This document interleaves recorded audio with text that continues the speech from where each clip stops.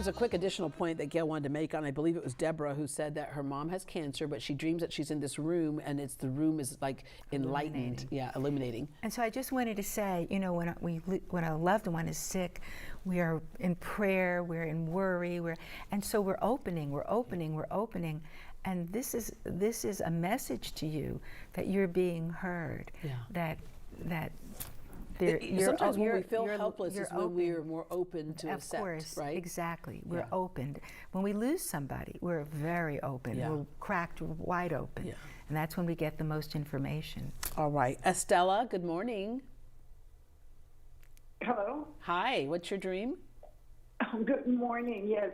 I had several dreams, but the last one that I had it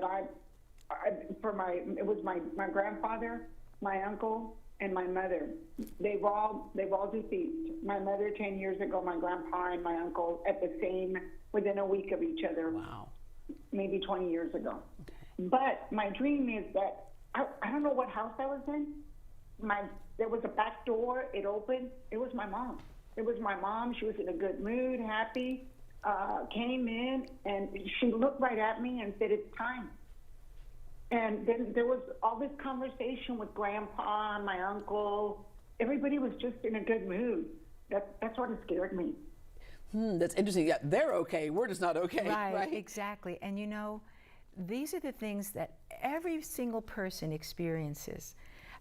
But until most recently, when meditation and dream work started to gain a responsible outlook, people didn't talk about these things, and they would never share their near-death experiences or out-of-body experiences. Nevertheless, every single person has those experiences. We are really all alike, and we have the same capacity in our unconscious. It's always trying to bring us to consciousness. So they're saying to her, it's time. They're all having a good time, but they're saying, what are they saying? It's time. What's scaring her is it what time for you to join them or time for you to let go of them? Well, I want to hear a little bit more about this dream. You were seeing them somewhere, and it was at your mother's house, and the door opened. Is that what happened? No, I don't know. I don't know what house. It didn't look like a back door that I knew. Okay, so when we open a window or we open a door, we're moving into a different state. So when we're moving into a different state, it can be transition. It can be a change. It can be a shift. On the other hand, it can also be a signal that something's wrong. And if I were you, and I've had dreams similar to this, I would get a checkup. No, I wouldn't worry about it, but I would definitely take a look and see if I have anything that has to be addressed. Yeah. All right, speaking of doorways, thank you, Estella. Sandra, good morning, Sandra. Oh, hello. All right, so what was your dream? Well, this was when I was a young person, and there was this doorway, and it was, the door was open, and there was a man. It had to be a man because it didn't look like they had a skirt on. Anyways, they were waving for me to come. And I wanted to come, but I was scared if I came, I would never come back. And I had it several times, not a whole bunch, but several times. But for years, I've been wondering what that dream meant. All right, so hold on, because I want to see if they can touch on something that was happening in your life. So an open door, again, that's moving into another state of consciousness. And did you recognize the man? That would be my question. No. No.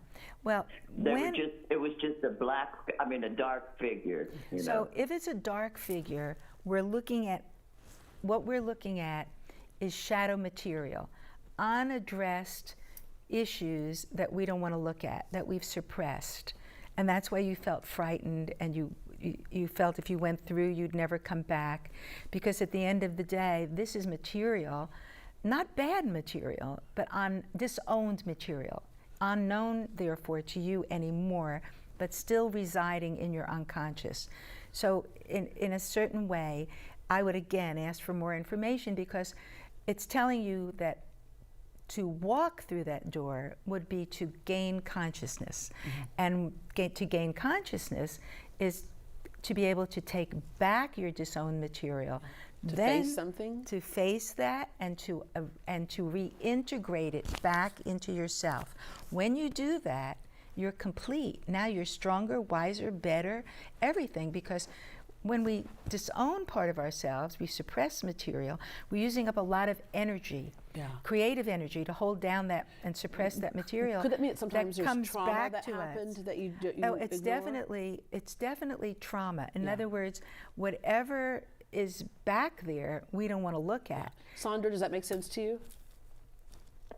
Yeah, kinda. Okay. But it's, I just Because want to, it was really, really strange that this person would keep waving and waving. And I almost went once. Yeah. But like I said, I was scared. But was there that I something would going never on in get your to come life? back. Was there something in your life that you didn't want to deal with, that was hard to deal with?